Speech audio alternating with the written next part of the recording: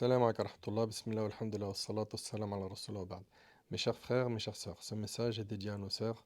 J'espère, Inch'Allah, qu'il leur sera diffusé. C'est un message bienveillant, c'est un message qui a pour objectif de vous rappeler ce qu'Allah subhanahu wa ta'ala veut de nous. Et aujourd'hui, je vais parler, bi'idhnillahi tabarak wa ta'ala, de certaines de nos sœurs qui portent le hijab, mais elles laissent découvrir une partie de leur cou ou leur cou complètement, les oreilles, une partie de leurs cheveux, etc.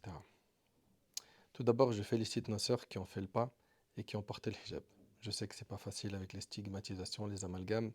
On est dans un monde où s'accrocher à la religion, c'est pas facile et c'est pour cela que je vous félicite et j'implore Allah subhanahu wa ta'ala de vous récompenser pour ce pas, pour cet effort. Mais Allah tabarak wa ta'ala qui t'a demandé, ma sœur, de cacher tes cheveux, il t'a demandé également de cacher ton cou et tes oreilles. Et aucun savant de l'islam autorise à ce que les oreilles ou le cou soient découverts.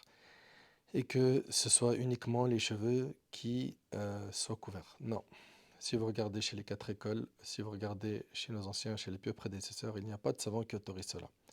D'où le fait que vous devez faire très attention à ce point, mes sœurs, et craindre Allah tabarak wa ta'ala, vous remettre en question par rapport à ce point et faire le nécessaire pour que le hijab soit porté comme Allah subhanahu wa ta'ala le veut et pas comme nous on le veut ou comme la mode le veut ou comme certaines sœurs ont dicté cela à d'autres.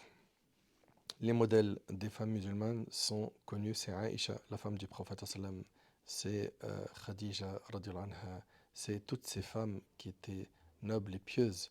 À vous, mes sœurs, de tendre vers justement ces grands modèles, ces excellents modèles pour la communauté musulmane et ne pas suivre n'importe quel modèle. Faites très attention à ce point. Et pour celles parmi nos sœurs qui ont porté le hijab sérieusement au départ et qui par la suite se sont retrouvées à baisser leur garde et à se faire avoir par les ruses du diable et à donc découvrir une partie des cheveux, le cou, etc. Craignez Allah et revenez à votre hijab initial qui était comme Allah subhanahu wa ta'ala le veut et comme le prophète sallam l'a demandé. Vous allez me dire, mais tu as fait une vidéo pour parler que de ça? Par la grâce d'Allah tabaraka wa ta'ala, vous le savez qu'on a traité beaucoup de sujets, on a plus de 800 vidéos sur la chaîne YouTube. Et si aujourd'hui on parle de ce fléau, demain, Inch'Allah, on parlera d'un autre fléau, après-demain, on parlera peut-être d'un autre fléau. Aujourd'hui, la parole, elle était dédiée à ce point-là.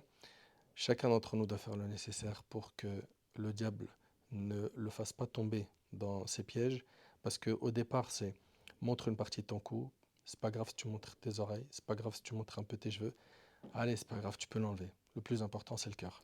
Effectivement, le cœur est le membre le plus important, mais quand le cœur est bon, les actions sont pieuses et plaisent à Allah.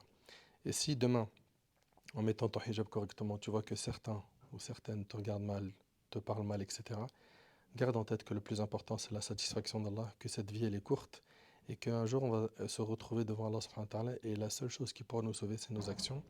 Qu'Allah subhanahu wa ta'ala vous préserve, mes sœurs, qu'Allah vous récompense et vous bénisse et qu'Allah vous facilite de mettre en pratique ce qui a été dit dans cette vidéo. Partagez cette vidéo à nos sœurs, Inch'Allah, afin qu'elles en profitent.